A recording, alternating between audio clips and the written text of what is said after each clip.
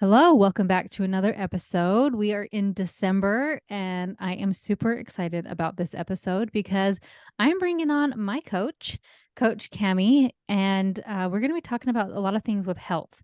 So I found Cami a couple years ago, and she is, how would you describe yourself, Cami? Like a fitness coach, a finish the line coach? Like what do you say? I'm kind of a combination of coach, but from the outside looking in, I'm a triathlon and run coach.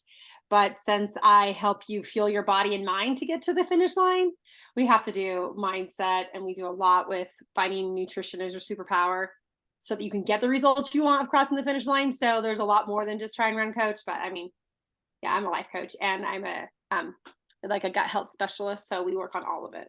Yeah. Yes, it's awesome. So I found Cami. I did an interview with her, like, hey, I think I want to try and finish an Ironman 70.3. And the first time I met Cami, she's like, oh, easy. I can totally get you across the finish line. And that confidence won me over of like, okay. And I was listening to, so I'm in her membership as well. And just her private podcast, she was talking about putting in the effort and getting the results. And so Cami gives me a full program of everything you do, but like then she encourages you with that mindset of actually doing the work to get the results. And then, like you said, the nutrition piece, mindset piece, all of those things to get people across the finish line. And it's beautiful. Yeah. So the reason why I want to have Cami on, if you're like, why am I here? And I know somebody before said, Meg, I don't care about your workout. Don't worry, I'm not going to dive into that.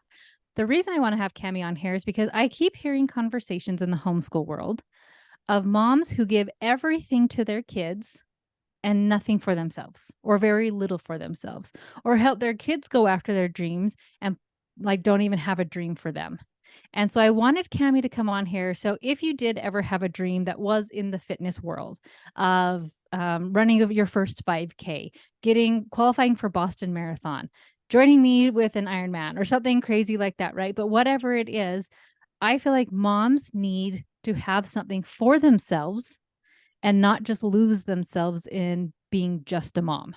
So, Cami, what have you seen with you mostly work with women, but some men too, right? With your Yeah, clients? I work with men, but it's very select. So Okay. we just work with women. But they can come in, they can try it. But we're like moms encouraging each other. And so um it's a really real and raw and a network of just women that are trying to help each other at whatever level we're at. So Okay. So men what can have come you in, they seen? just don't really feel super Yeah. comfortable. But I can help you feel comfortable if that's the case. Yeah. So what have you seen though with the moms that you've been able to help and encourage of them having their own goal and aim? Like what does it do for them in their life? Yeah, well, first of all, let's just actually back it up for what it did for you, Yeah. because I always love to talk about what you said after you did your I can't remember if it was actually your first race we did because we've done a couple races together. I've helped you get ready for them, but Hmm. you said like I finally feel like I'm coming alive again. And that is what I'm really big on that because even so much even with people inside the team and everyone I talk to, I mean, I'm in my 40s as well, but we kind of let this little part of us get duller and duller inside of us as we raise our kids, and we're sacrificing so much for them, which I love my kids. I have 4 kids. But if we don't keep that little spark lit inside of us, we will gradually die. I heard someone say on a podcast, he's like, people die at 25 and they get buried at 75. So meaning that like gradually we're doling and doling, and that we'll get complacent. We don't have this fire that's lit inside of us. And that is what I love seeing with my moms. They don't like to sometimes call themselves athletes, but I call them athletes.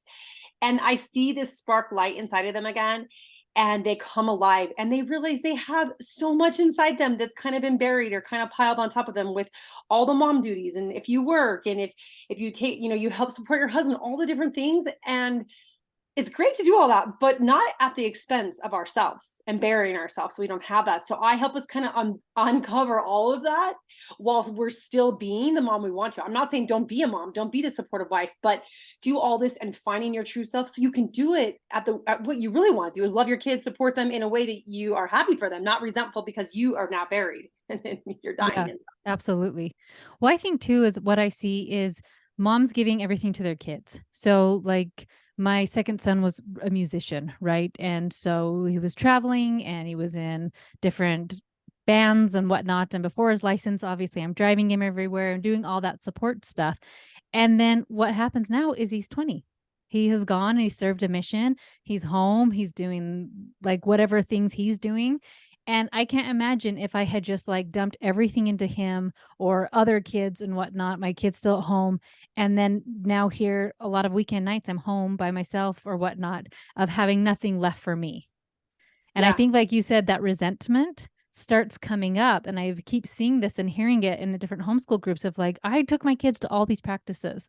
I took my kids to these music lessons. They were really expensive. I took my kids to this and I don't get a thank you.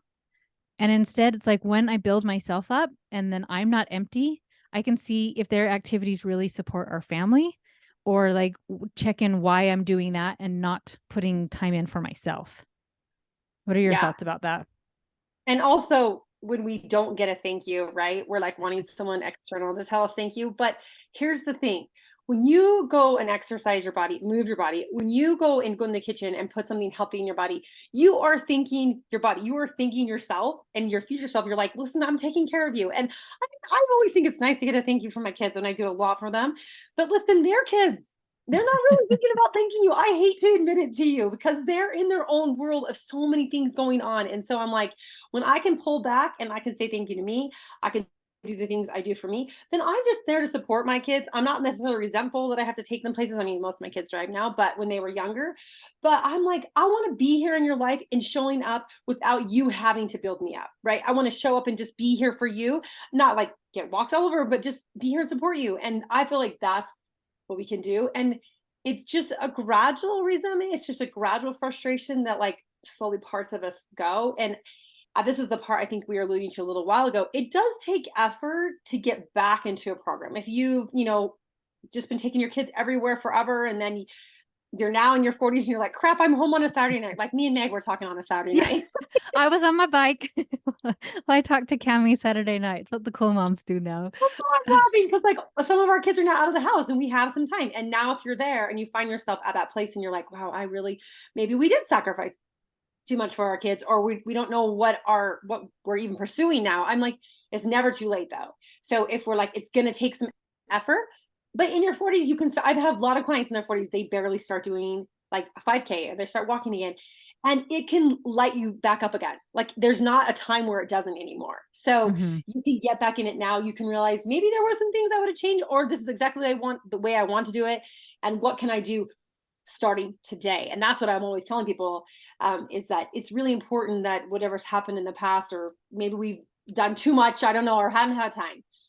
Today is still today. And if you don't use it, you lose it as you get older. So let's start today because you start getting a little stiffer, not moving quite as well. And so I'm like, if we start doing something today, though, we're going to start getting that body moving again. And that's my like a big message is just like, we don't need to wait. Like, let's not wait any longer. Maybe we waited Yes. before. We're not waiting today. I love too the example it sets for my kids. Mm-hmm. So last year I did, no, this year, 2023, I did the St. George 70.3 Ironman.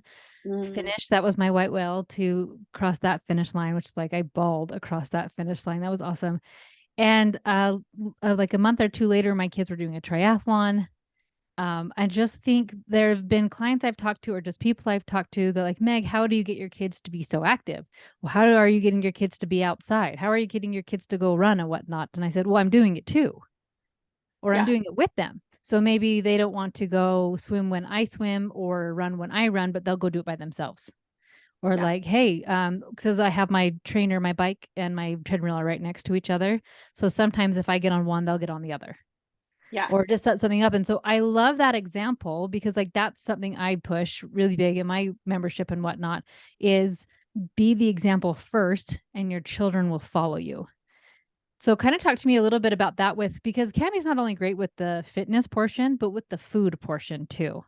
So kind of talk to me like what you've seen as moms have either with fitness or with the food, how that has played out within their own home. Yeah. I mean, I think with most things, right, it's more what you do than what you say. Yeah. So let's just be like, even in our own lives, it's like you watch someone more so than what they're saying, you see their actions. So even so much for our kids. And I think, I just did, I don't know if it was a reel or what I did, but me and my husband were out walking and I was talking to him about this. I'm like, you know, our whole lives, our kids have seen us working out and moving. And so now my kids are in college and they're working out, they're doing these things. It's not weird for them to do it. It's not abnormal. And then my daughter will call me with recipes that she's trying to learn how to make when she's trying to bring in like different colors into her food. And so it's just something they've grown up with. And I think that, I mean, I had a mother that did this. So like, I'm really lucky that I had this, but That's we don't beautiful. always have moms that do it. And so we get to set the pattern of what we want for our kids, and they're going to see the good and the bad and the ugly of us. Let's be honest. Like, we're not perfect, but when we choose to be intentional with our health, when we take that into our own hands and we decide it's important, like sooner or later they are going to see that about us. They're going to see that that is something that's important, and I definitely want to pass that message on to my kids. And I want them, they don't necessarily all do racing with me, but or do they necessarily do the sport themselves, but they've all taken a part of it, and they know how important it is to me, and I see it reflecting into their lives. And so I think that's a great thing. And I have to go back to saying just really quick when you finish the St. George, I was there, the Ironman, Yeah. but I couldn't necessarily get it because I was racing myself, but I was kind of injured. So I was like a lot of pain. So I like finished, but I'm sorry I couldn't be there to watch you finish. But that is such a redemption race for you. And I think it's so awesome that you like it was a hard race for Oh you. my gosh, it was so hard.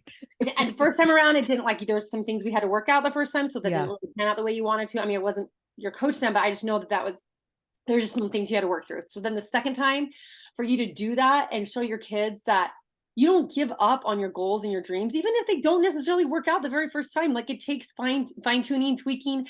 And I thought you like that has got to be burning in their soul. It just even if they didn't say that, even if they didn't say anything about you doing crossing the finish line, I don't know what they said to you, but I'm saying that is such an amazing example to your kids that you did that. And I mean, I Yeah. see that it has affected them. I mean, they want to do these races. Your son is into the fitness world, like it has. And I'm just like, I'm so proud of you for just sticking with Oh, it. my friend. You guys have no idea. I think I've talked randomly about my race, and I think I have a whole episode about the St. George race. But when I was in the gate, like I wanted to give out so many times during that race. And like I got into the gate, and I love an Ironman crowd because they run a very well organized race. And I knew I was going to finish, and I got the whole crowd. And I go, everybody cheer for me. I'm doing it. And they went wild. And my husband was there. Like some of my kids were able to come down. And so, yes, my daughter volunteered during the race. So she probably saw you, Cami, if you didn't even know her. But like, I love that it's a family thing. And even as we were talking about this, so before this, like we're recording this before my half marathon. So like it'll air after it, but my son is doing it with me out of spite. But for big funny reasons why. But he is doing it with me and I love that. I love that he's doing it with me. And then on other races, people are like, well, maybe I'll do the 5K. Maybe a little kid will do like, I'll do the 1 mile run or just different things like that of all the examples. But then, like you were saying, of not giving up when it got really hard and it was really ugly. And like, who was I to think I could ever try this again? So, And you so did many try it again. fun. Yeah. And you And now did. I've done two. Yes. And so I mean, yes, I think that we can't underestimate what are the ripple effect of what being a mom or doing these things that we do in so many people's lives. My father-in-law just commented on one of my reels and he's just like, you never know your ripple effect. And I don't think we Mm, often know as a mom. I mean, we are going to have ripple effect of our hard times, but also when we're intentionally choosing to have these times where we're putting ourselves out there and we're really vulnerable. When you decide to race, it magnifies the strengths and your weaknesses at a high intensity. mm. But to show your kids, like it doesn't have to stop when you get out of high school. It doesn't have to stop when you're in college. Like you can keep doing these things and you're willing to put yourself out there and get out of your comfort zone. It just gives them that little extra burst, I think, when they're like, oh yeah, mom can do this. Like I can do my hard work in school, or I can do this, go make these friends that are like kind of uncomfortable. Like it's just that little bit of burst that could be helpful for them in their times when they're getting out of their comfort zone, which they get out of the comfort zone a lot when they're a little kid, you know, Yeah. or teenager or Well, whatever. well, and it's interesting too. So I didn't even start. So I danced forever. And then I had kid one, I didn't exercise. Kid two, I had put on all this weight. And that's when I got into running. So he's 20 now. So that's like when I started, I had two little kids. I wasn't a runner in high school. I didn't do track or anything like that. I started later. And so it's interesting because I think we have, when something's not a priority, we go with the catchphrase, I guess, the thought of, I don't have time for that. Yeah. Right. And I was thinking about that because I caught myself saying that was something, I don't even remember what it was, but it was something like, I don't have time for that. And I go, oh, wait, no, I do. It's not a priority to me. Yes. And so when I started running, I wasn't ready to get up early in the morning, or maybe I believe it was winter time or something like that. And I hired a neighbor girl to come over to sit with my two little boys for 30 minutes or whatever it was for me just to go do a small little jog. Mm-hmm. And then as it progressed, I was working out early in the mornings. And so I attempted my first Ironman when I had six little kids all living at home, homeschooling everybody. My husband didn't travel as much then, but I think he was getting his master's at that time. So he's just always a kind of a busy guy. And so I just think you have time. It's whether or not it's a priority.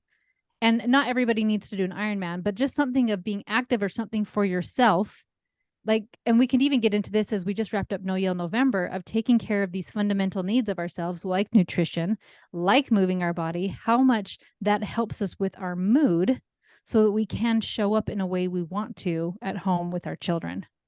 Because Yeah. how do you see this affect your mood just by moving versus days? I mean, Cami had a pretty big injury last year, was it?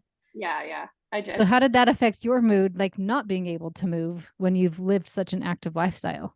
Yeah. Well, I had to figure out how to move for everyone's sake. So it never worked out. But yeah, I ruptured my ACL and my meniscus. So I was out of racing for quite a while, but I had to learn to walk again and all this stuff. But the thing is like, it affects my mood because my body now knows that it's time to exercise. So I actually get anxious if I don't exercise. So luckily, I just figured out how to use my arms. I figured out how to be really creative, and I figured out how to keep myself moving, because this is the thing I'm going to say. Like, you're not just going to be given time. Mm-hmm. Like, as a mom, you're not just gonna be like, weird, I just got this extra hour. I think I'm gonna put it right to working out. So, like, it's not just this magical thing that's gonna happen. So I'm always just like, even when I was pregnant, I would just get on the trainer or on my stationary bike, and I was like, it's so big. Like, and I couldn't really still work out, but I would leave the hour there so I didn't lose that time slot. And so I'm saying, like, I always say to, like, when we're on our coaching calls with my team, I'm like, listen, if we just take out that you don't have enough time or that you're busy just out of this equation, what else do we got? Because we're all busy and we all can use, I don't have enough time. Mm-hmm. But like you said, it's like, where is our priority? And maybe it's not your priority right now. Maybe Yeah. it's not. But like, let's just recheck, because if it's not your priority, then let's not sit in the net negative of, like, when you feel bad when you like get in the weights on the scale, or when you feel bad and you can't go do all the things that your kids do, right? Because you can't keep up with them. So let's realize your wants and your needs. If it's not a priority, then maybe we should recheck that, because then why are we getting sad when those different things are happening? So Right. it's kind of important to be like, maybe there is more of a priority here than I'm wanting to admit, because I'm going to have to put forth the effort. But if we prioritize it, I can guarantee anyone on that's listening to this call, you can find at least 20 minutes, because unless you don't do social media, which you might not, but I bet 20 minutes at your house, you could do some sort of exercise. And like Meg said, she's got a babysitter to go 20 minutes, that you go a little longer. Eventually too, like, you're not going to be in the stage and phase. Like, if you have young kids, your kids actually do get older.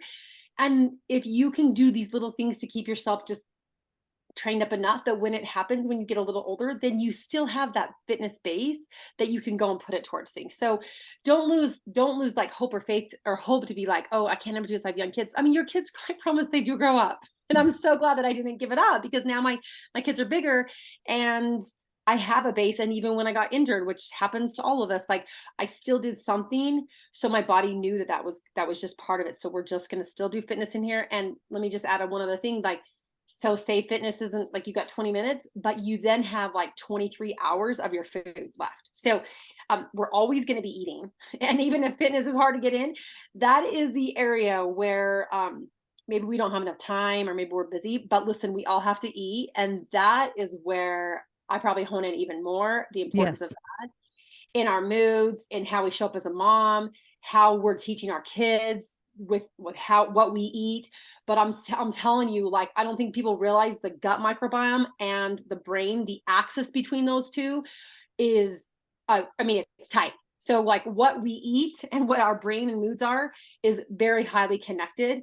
And I mean, I don't know, maybe you're not stressed, but I get stressed as a mom but I'm doing things to try to help lower that stress level by feeding my gut the right things, by feeding my stomach and my body the right things so that my mind can think a little clearer, even in those stressful times. So, Mhm. even if fitness is tricky for you, we can never negate how important what we put into our body is via food, via people. Yes. So, So it's what's interesting. So my first year when I worked with Cami, I was tracking all my food and submitting it to her. So like everything was, and like I was starting to see some pretty awesome results. And Cami would be great. Like, hey, I noticed you used this peanut butter. What about using one without sugar? Or I noticed you did this. Like, it looks like you love something sweet after dinner. What about berries? So, like, she was just doing little tweaks like that. And I started seeing awesome results. And then I kind of changed like my plan with her. So I was more hands off and I was like, I've got this. But I realized that I didn't make it a habit. It was, and it's interesting because you said like your mom like was really into fitness and health and all those types of things. I'm a first generation, right? And yeah, so it's what's been kind of cool about the second year is so I put the weight back on and I realized like I want these to be habits, not another quick diet.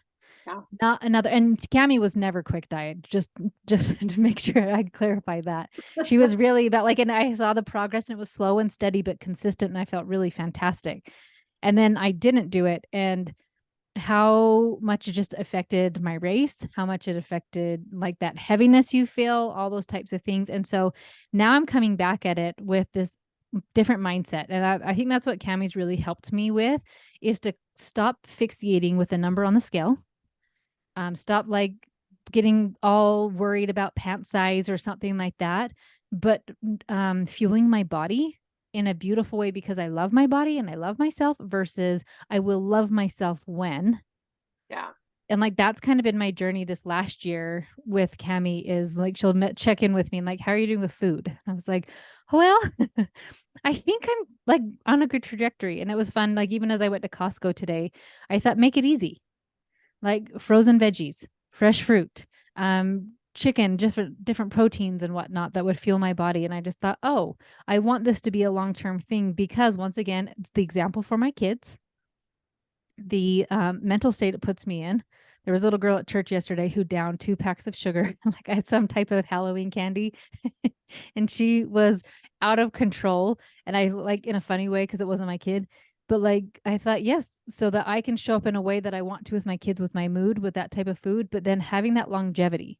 So that when I am in my 50s or 60s and start having grandkids, that I feel the way I want to feel and have the energy I want to have, but doing it from this place of love instead of this place of, ugh, I'm disgusting.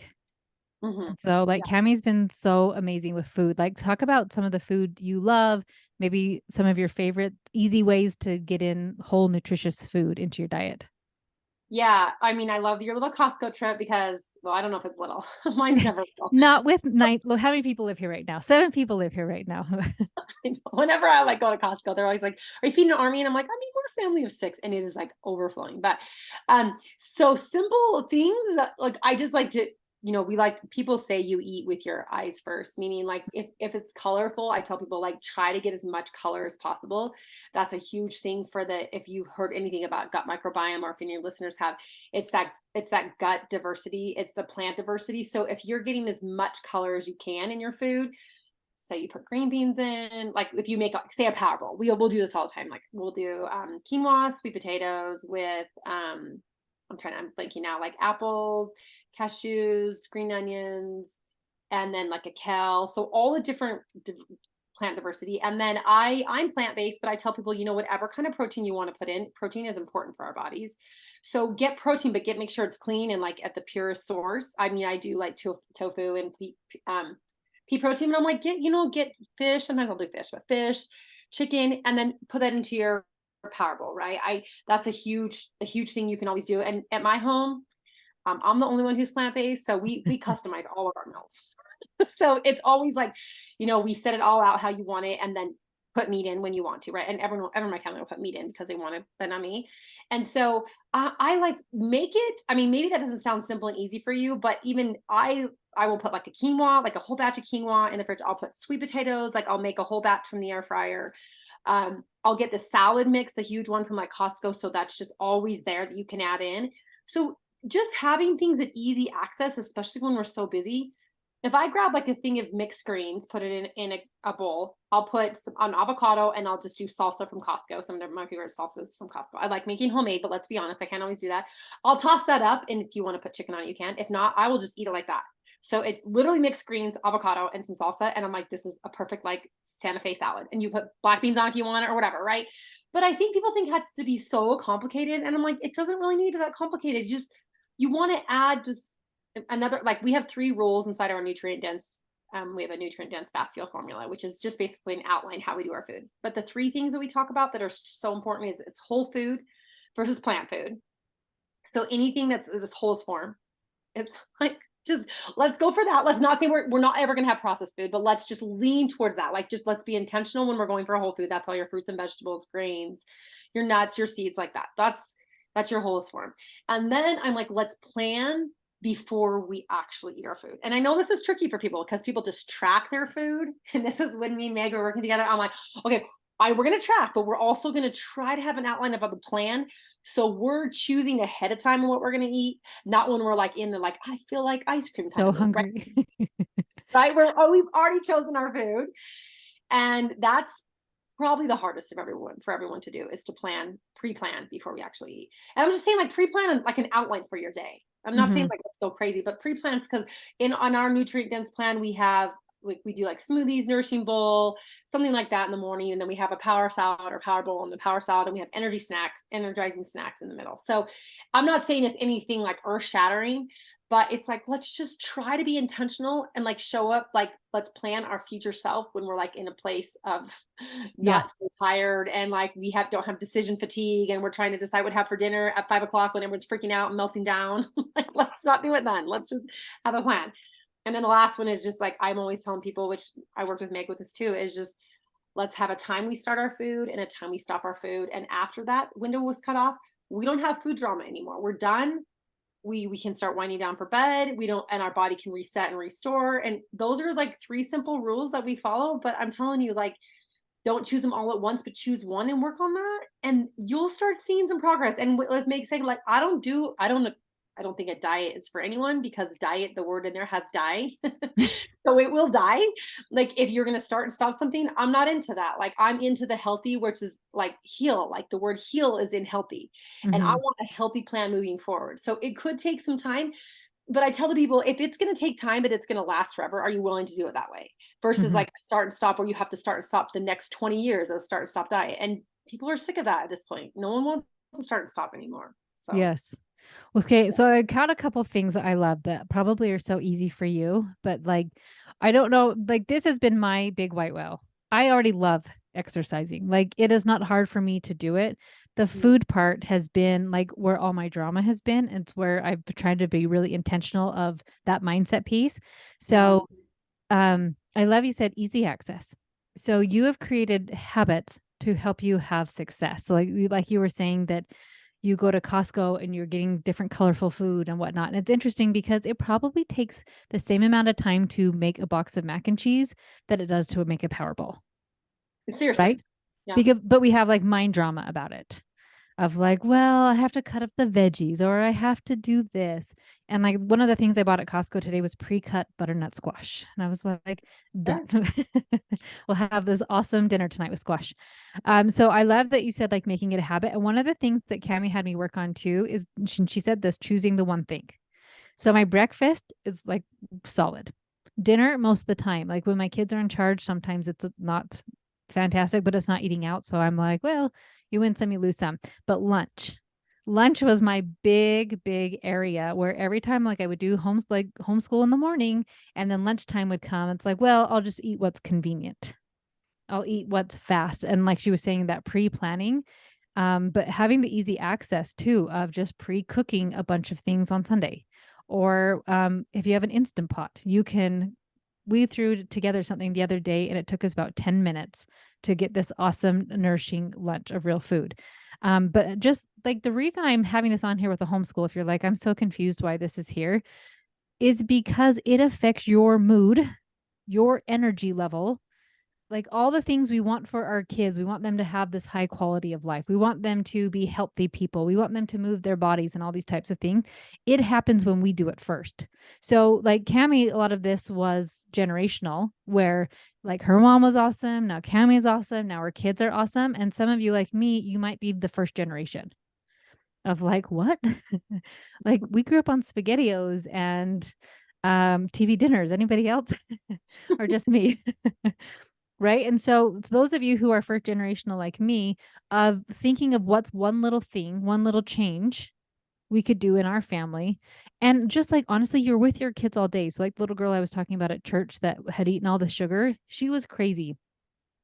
And I thought, I'm so glad I don't let my kids have like very much sugar at our house. And we don't have candy at the house and we don't have things like that because I thought, I don't know that I could homeschool that. And I Mm, love this little girl. So don't think I'm like ripping on her, whatnot. And yeah. I think she'd snuck the candy and all those things. But like, I don't know how you homeschool a kid that is on ultra processed food.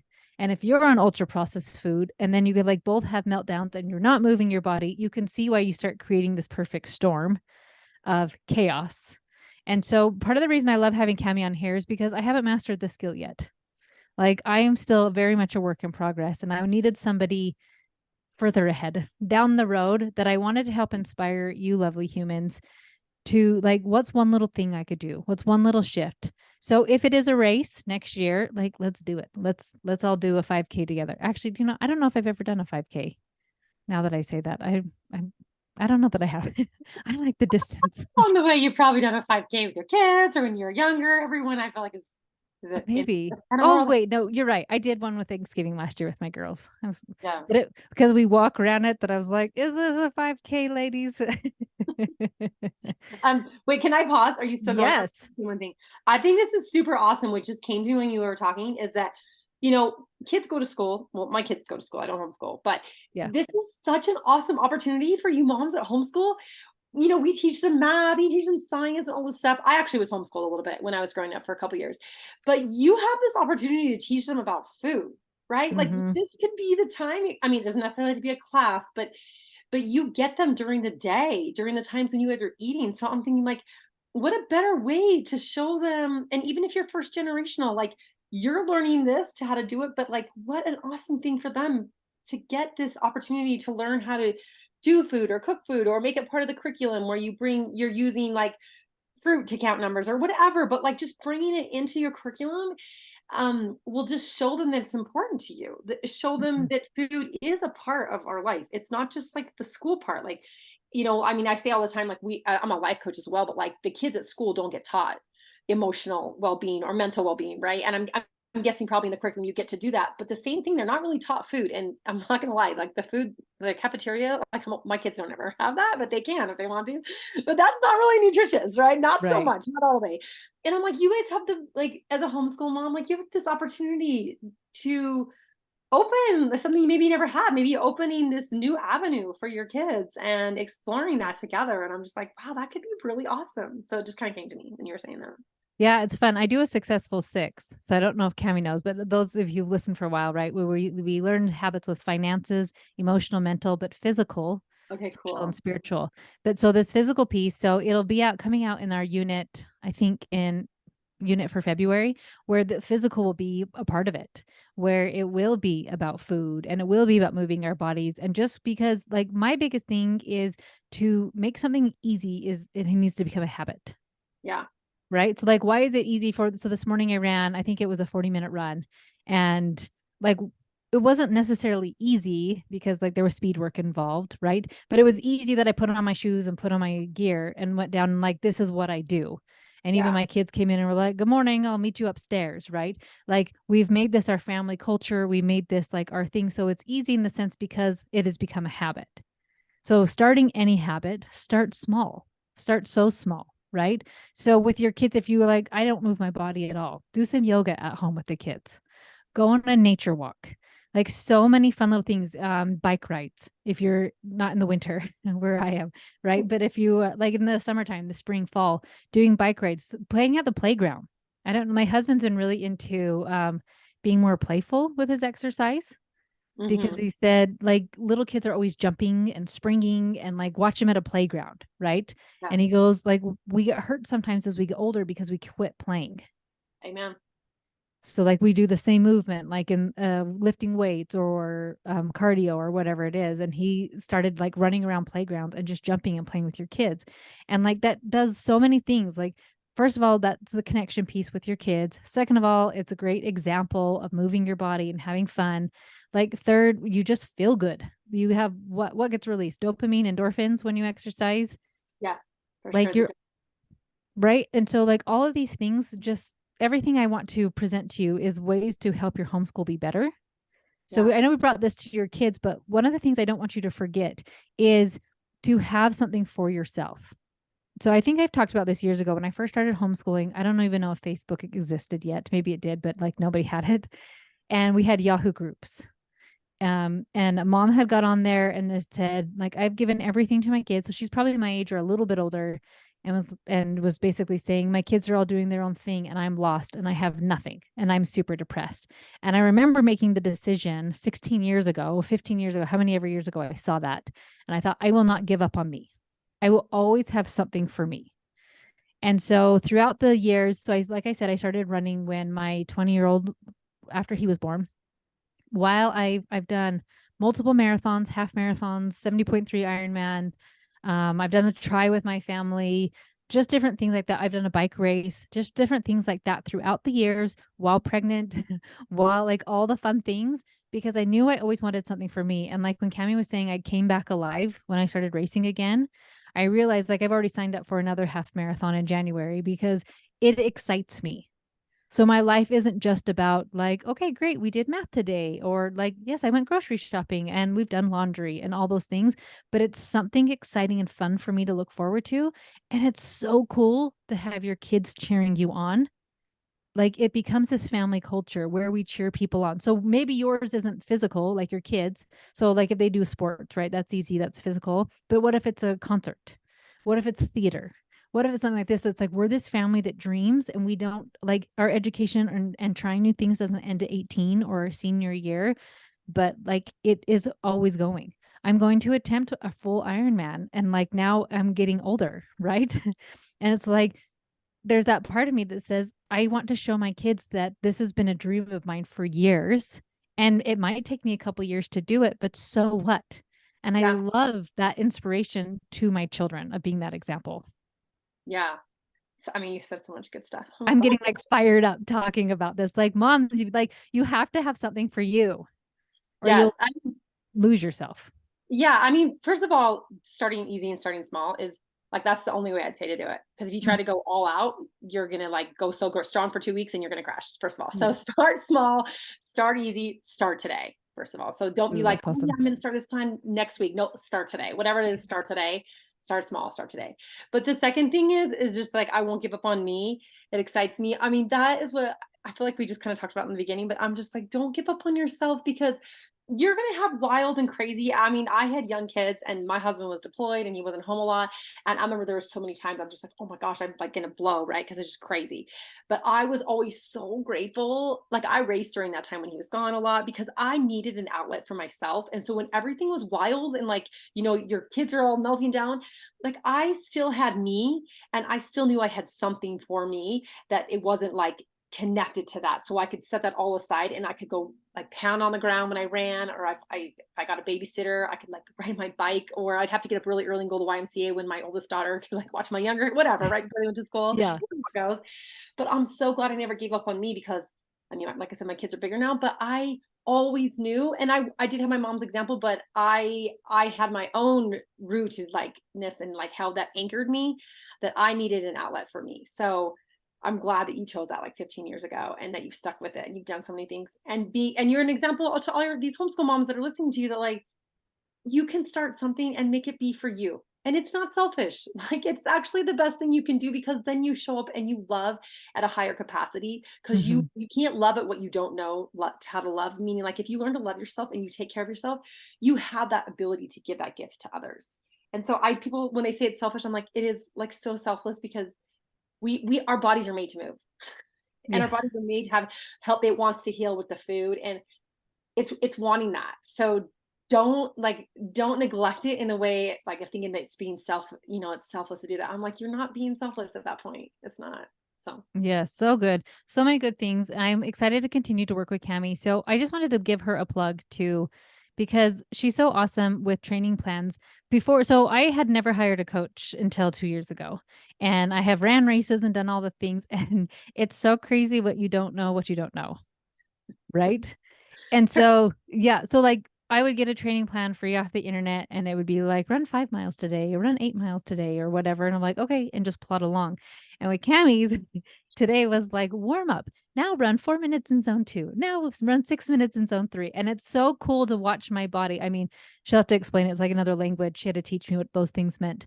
But like just watching my body be able to start doing those things because I do want to be faster and I do want to improve and all those types of things. And so if you have any health goal next year, any finish line you want to cross, I cannot recommend Cami enough. So, like I said, I've been with her 2 years, like going on our third year. Already have races. We've already talked about what some of my plans are. But just having somebody there, like she said, not only the training piece, but it's so personalized. It's so much different than just a free one you can print off of online, but also the food piece.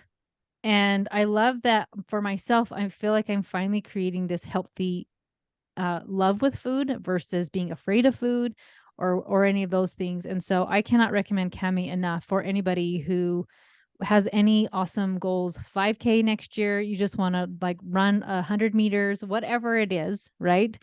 yeah. Cami's your girl. So Cami, where do people find you? Yeah. I mean, I host a podcast. That's kind of fun that I'm on Megs, but I have Beyond Your Comfort Zone. And it's a great way. There's a lot of episodes on there, about my triathlons, about my team members triathlons. So there's kind of ways to learn about that. I probably talk the most about food on there because Mm. that is my wholehearted passion, is just really helping people learn to love food for food and not to have all the other drama. But that takes a lot of time. And then, mindset work. But that's Beyond Your Comfort Zone. That's my podcast. And then another great way is to get on, if you're on Instagram, I'm at Cami Banks Coaching. And then I have a website, camibanks.com, which talks about our Team Elevate, which is moms supporting each other to get across the finish lines. We have that team and we have retreats and we have so much fun stuff. It's just such a passion of mine that when my mom passed away, and this was her thing, I carried on her legacy and created it with my own way and a lot of my own style. And it's a work in progress, but it's definitely always gets me out of my comfort zone. So that's what I'm helping you do. And I'm still doing it myself. That's so awesome. So, friends, anybody who wants help in this area, I can't recommend her enough. Go check her out. Website, social media. It's what is that? Podcast, all the good things. And Cami, thank you so much for taking your time to come on here today and for all your help. I loved it. And I love working with you. It's so fun. Thanks. Awesome. Thanks.